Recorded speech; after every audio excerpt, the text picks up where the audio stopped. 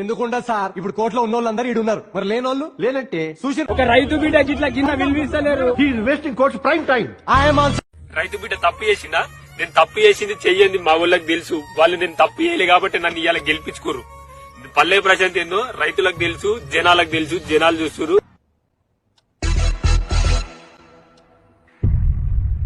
ఇంత చెప్పిన తర్వాత కూడా మీకేం అర్థం కాకపోతే జస్ట్ జై జవాన్ జై కిసాన్. వాళ్ళు వచ్చినాక తగ్గేదే.